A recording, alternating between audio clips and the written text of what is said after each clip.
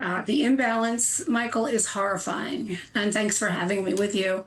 That's exactly how so many of the survivors feel. They feel that this has been incompetent. They feel that this has been intentional, and they feel this has been intimidating. And all those things have been just horrifying to so many of the survivors. And it doesn't make any sense. It is not that difficult to redact documents. If we just step back a minute and think about how is that done, you take, let's say, 2 or 3 attorneys, and obviously you have to have multiple attorneys because there's so many pages. You give them clear instructions on what to redact, and that those clear instructions should have been developed with the survivors attorneys. They were not. But even so, you give them clear instructions on what to redact, and then they redact. The individuals get redacted, the names, the identifying information, and then you have a supervisor, at least one supervisor, and perhaps 2, go over the documents again and double check.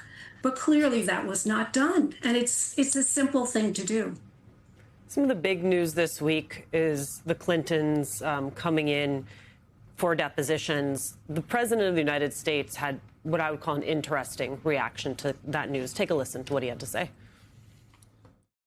Mr. President, today we heard that the Clintons set deposition dates to testify before the House Oversight Committee. Any reaction to that related to the I think it's a shame, to be honest. I always liked him. Her, she's a very capable woman. She was better in debating than some of the other people, I will tell you that. She was smart woman. I hate to see it in many ways. It's interesting. It's a level of empathy rarely expressed by this president. And I wonder if it had anything to do with what Democrats on Capitol Hill are saying, which is that this effectively sets a precedent. You have Ted Lieu saying we're absolutely going to have Donald Trump testify under oath. You have Maxwell Frost saying it does set a precedent and we will follow it. Donald Trump, all of his kids, everybody. Do you think we ever see that day, Jennifer? I don't think we'll see that day in the near future. I hope to see that day, but I really doubt that it will be very soon. I think that the Trump administration has so much power over whether or not he would testify. I think that's highly unlikely. But certainly it's a good precedent to set for everyone, because this is what the survivors want. They want the truth. And the truth comes out when everyone is investigated. Everyone gets a chance and everyone is pushed and pressed to give the facts, what they know and what they don't know. You know, I think the facts are very important. And yesterday at the White House, we've played some sound from the president talking about this investigation. Alicia just played the sound talking about the Clintons. And, you know, he attacked Caitlin Collins, a journalist from CNN, yesterday for asking what justice looks like for survivors. And he didn't seem interested in the justice, detailing what that would be. He's not saying move on because the survivors have gotten justice. And I want to highlight Virginia Giuffre's family.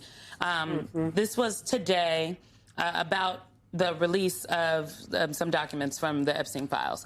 We would like to note that in the new Epstein files that the DOJ released last week, there is a sworn deposition from Virginia made in a lawsuit. DOJ did not redact the names of most of the abusers Virginia named, and we wish to make sure that this is known.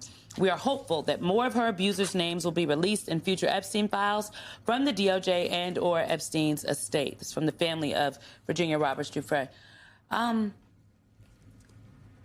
Why don't we know more of the names of the men and women that participated in the abuse and trafficking of these girls?